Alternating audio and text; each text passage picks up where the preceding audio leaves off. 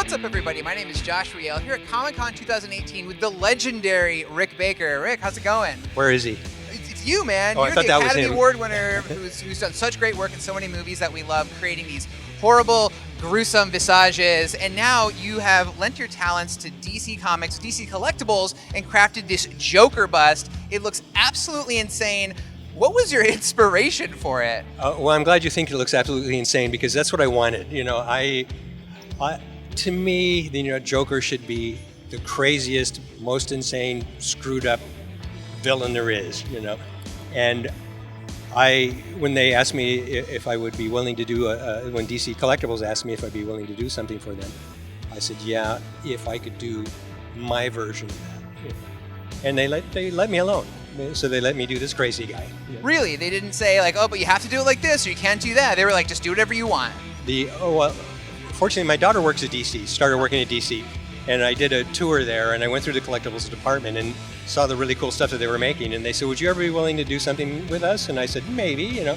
But I just retired from the film industry because I wanted to do my own work without other people's input, you know. Yeah.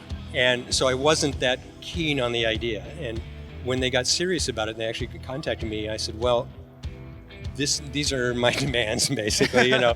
Not to sound like a pain in the ass, but I was kind of a pain in the ass. I just said, I want to be left alone. I will deliver to you a finished, painted bust, and that'll be the first time you see it. That's the only way I'll do it, you know. And I said I want to do 1-to-1, like basically life size, because they don't do small very well. And I thought they would tell me to get out of there, and I was afraid my daughter was going to get fired, you know. But they said, yeah, that's kind of what they were looking for, a different take on it. Yeah. So it was a real pleasure to do. It definitely looks like you're leaning into sort of like the demented gangster vibe. Is that how you describe it? Like, tell me your inspiration. Like, take me through some of the details here. Well, you know, when I finally said, okay, well, now I'm going to do my own version of the Joker, I went, what is it? You know, and it's like, no, they said yes. Now I have to come up with it. Yeah. and I think, okay, now you got to really, think about it. And I was thinking, why? Again, I had forgotten. I did get a few comic books when I was a kid, but I wasn't a real comic book person. I was a Famous Monsters person. You know, had to save my money for that Famous Monsters of Filmland instead of DC Comics. Did have a few Batman comics, but I thought, what actually is the real reason the Joker is the Joker? You know?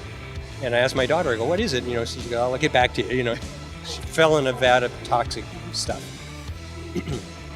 Okay, well, that'll screw you up, you know? And so I just thought, first of all, he should be the most insane, terrifying, crazy maniac guy who fell into toxic stuff, you know? I thought that would do more than just turn you white, you know?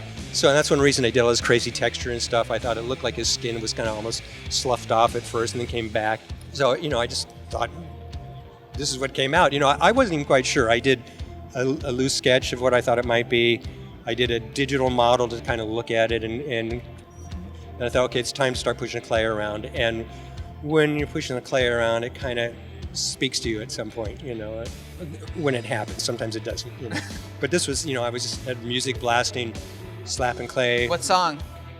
Couldn't tell you. It was usually old 60s rock and roll, you know. It's like, it's my generation, you know. What really pops out to me is actually the eyes of these just like mismatched eyes. And then, of course, when you fall in a vat of acid, your eyes wouldn't survive. Like, they'd come out looking a little, I think, like this. Yeah, well, that was it. I mean, again, I'm influenced a lot by things that happened before. I mean, we did a Halloween where I made my whole family up as Jokers. Oh, wow. Different versions.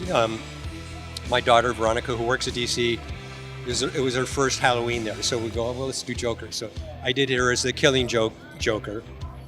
I did my other daughter, Rebecca, as the Heath Ledger Joker. I did her boyfriend as Conrad Veidt in The Man Who Laughs, which was the inspiration for the original Joker.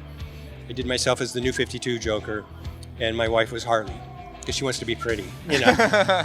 But that was like, getting my feet wet with a Joker, you know, and looking at what had been done before, you know, and I did some research on those things, and it was like, I just think it should be, with the exception, the New 52 Joker is the really twisted Joker, you know. I wanted to kind of have that feeling, but not necessarily bloody, you know. Right, I see. Yeah. So I actually heard that DC said you can do a bust of any character you want, and you chose the Joker. Obviously, the Joker is iconic, and he's a lot of people's favorites, but what made him the character that you wanted to do? Well, I mean, I think he's the coolest of the DC villains for one, you know. But again, it was when I saw a film version of the Joker, I always thought, that's not what I would do. That's not what I would do, you know. And then it was kind of like, well, this is what would you do? And well, now's your opportunity, you know. Mind you, I couldn't really do this as a makeup, you know, because things are cut in too much and things like that, you know. So looking at this, I'd be curious to try it as a makeup just to see what I could get. But you would need a person that would be willing to put up with the process, and I might do it on myself. I think, you know. What? Well, you gotta show me that when that happens. Yeah. What seems the most inhuman about me that we all love about the Joker is he has this insanely large, almost ear-to-ear smile, and that really makes the statue pop. Yeah, well, I mean, I was able to do more than what a person could really do as a makeup, you know, which is one of the advantages of doing a sculpture like this, you know. And I'm actually surprised because I did this sculpture. It was probably like a year and a half ago when I did this. I hadn't seen this in a while. I'm surprised I didn't even make that farther back, you know, and cut some things in even more because, you know, maybe I was still coming right off my film career. Maybe it still had that little bit of the limitation of a human underneath happening, but the reality I don't have that, so I could have done even more, you know. Even more than this. This is already, just looking at it throughout this interview has sent like a chill down my spine. So I don't know. I think it's perfect as it is because it is unnerving me horribly. But this is incredible. These are limited to 200. You've signed each one here on the back. And I did a certificate of authenticity as well. And you get a certificate as well. That is amazing. That is awesome. Rick, thank you so much for talking about your awesome Joker bust. Thank you very much. It's my pleasure. I had a lot of fun making it. Yes, awesome. So for more about Rick, the Joker, DC Comics, everything at Comic-Con, keep it here on IGN.